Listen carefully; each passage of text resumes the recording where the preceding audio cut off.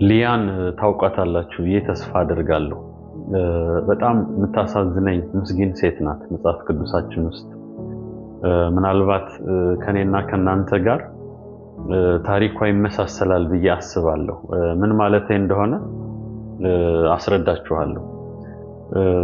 ሊያ ባሏ ያዕቆብ ባገባት ማግስት በነጋታው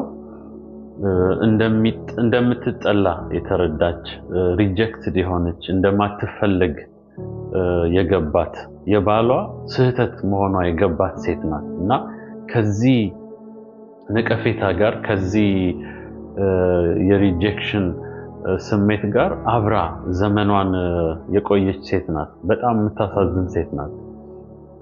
ታናሽ እህቷ ራሄል መጽሐፍ ቅዱስ ምን ይለናል?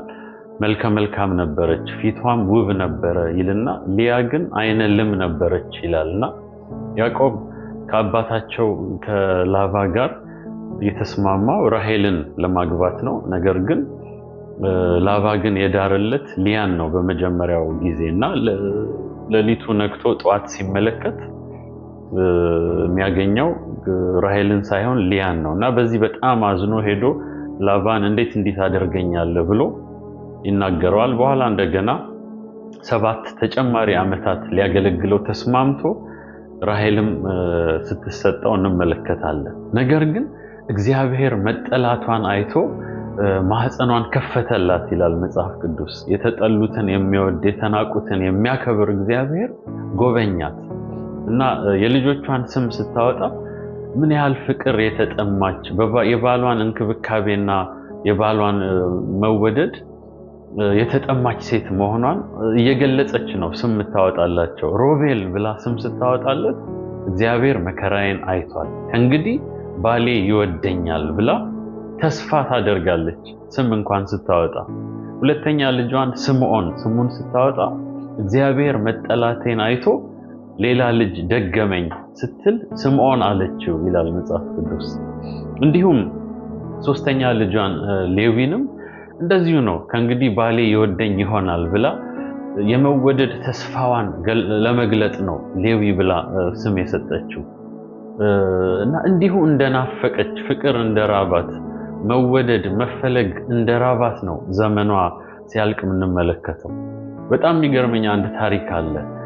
ያዕቆብ ወደ አባቱ ቤት ለመመለስ ሲወስን እንግዲህ ከኤሳው ጋር ጸበኞች ስለነበሩ ኤሳው ያጠቃኛል ይገለኛል ብሎ ስላሰበ አስቀድሞ በጉዞ ከፊት ያስቀመጣቸው ባሪያዎቹንና እነ ሊያን ነው። ራሄልን ከኋላ ነው ያስቀመጣት። እንግዲህ እነ ሊያ ቢጠቁም ወይም ቢሞቱ ቀድመው ጥቃቱ ይድረስባቸው፣ ራሄል ግን ትዳንልኝ አይነት ነገር ነውና በጣም አሳዛኝ ሴት ናት ሊያ። ነገር ግን እግዚአብሔር በእርሷ ዘመን ብቻ አይደለም በልጅ የባረካት። ከዚያም በኋላ እንግዲህ ወደፊት የሚመጣውንም የዘር ሐረጓንም ሁሉ ባርኮላታል። ይሁዳ የሷ ልጅ ነው። መጽሐፍ ቅዱስ ሲነግረን ገዢነትና በትረ መንግስት የተሰጠው ለይሁዳ ነው። ነገስታት ከርሷ ነው የወጡት። እነ ዳዊት ከርሷ ነው የወጡት። በኋላም ጌታችን መድኃኒታችን ኢየሱስ ክርስቶስም ከሷ የዘር ሐረግ ነው የወጣው። ራእይ መጽሐፍ ላይ ምን ይላል?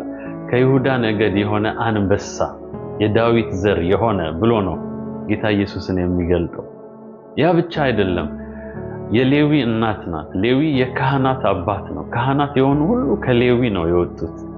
ስለዚህ በእግዚአብሔር ፊት የሚቆሙ ህዝቡን ወክለው በእግዚአብሔር ፊት የሚቆሙ ካህናት የወጡት ከሊያ ነው። የነገስታት እናት ናት፣ የካህናት እናት ናት።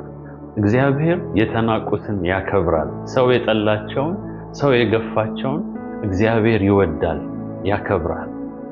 የኛም ታሪክ እንደዚሁ ነው ያልኳችሁን እዚህ ጋር ላስረዳችሁ። እንግዲህ እግዚአብሔር ቃል ሲነግረን እኛ የእግዚአብሔር ክብር የጎደለን ኃጢአተኞች ነን። በገዛ መንገዳችን ተቅበዝብዘን ከእግዚአብሔር አሻፈረኝ ብለን የጠፋን ሰዎች ነን። ጽድቅ አለን እንኳን ብለን የምናሳየው ጽድቅ መጽሐፍ ቅዱስ ምን ይላል? የእናንተ ጽድቅ የመርገም ጨርቅ ነው ይላል። የመርገም ጨርቅ ማለት እህቶቻችን የወር ወግ በሚያዩበት ጊዜ ንጽህናቸውን ለመጠበቅ የሚጠቀሙት ነውና አውጥተው የሚያሳዩት የክብር ዕቃ አይደለም፣ የሚሸሸግ ነው። የናንተ ጽድቅ የኔና የናንተ ጽድቅ በእግዚአብሔር ፊት እንደዚህ የቆሸሸ ነው። አውጥተን የምናሳየው እንኳን ነገር የለንም።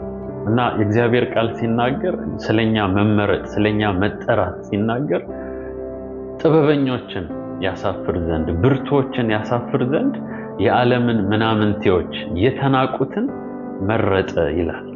በጣም ይገርመኛል። ገና ኃጢአተኞች ሳለን ይላል ሮሜ መጽሐፍ ላይ ሲናገር እግዚአብሔር ለኛ ያለውን ፍቅር ያሳይ ዘንድ በክርስቶስ ኢየሱስ መረጠን። መልካም ሳለን አይደለም፣ ገና ኃጢአተኞች ሳለን።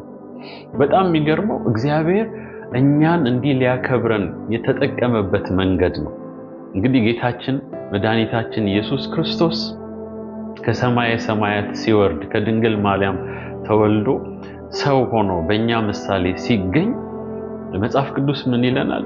ኢሳይያስ 53 ላይ የተናቀ የተጠላ በሰውም የተጠላ የሕማም ሰው ብሎ ነው የሚገልጠው።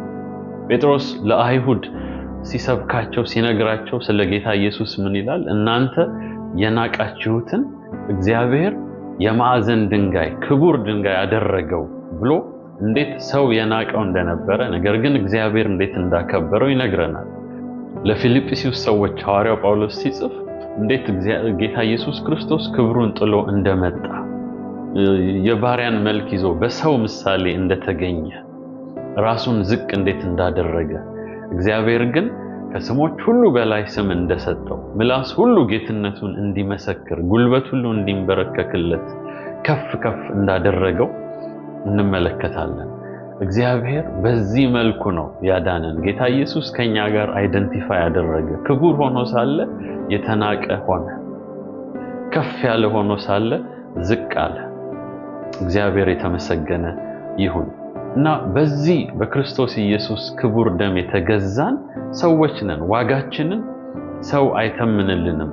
ሰው ወደደን ጠላን፣ የምናልፍበት ሁኔታ ያለንበት የህይወት ምዕራፍ አካላዊ ገጽታችን ጠላት ስለኛ የሚያስበው እኛ እንኳን ራሳችን ስለኛ የምናስበው የኛን ዋጋ አይተምነው። የኛ ዋጋ የተገዛንበት የክርስቶስ ደም ዋጋ የሚያክል ነው። እግዚአብሔር ይመስገን። የኛ ዋጋ እንደዚህ ነው። በእግዚአብሔር የተወደድን ስማችን ይሄ ነው።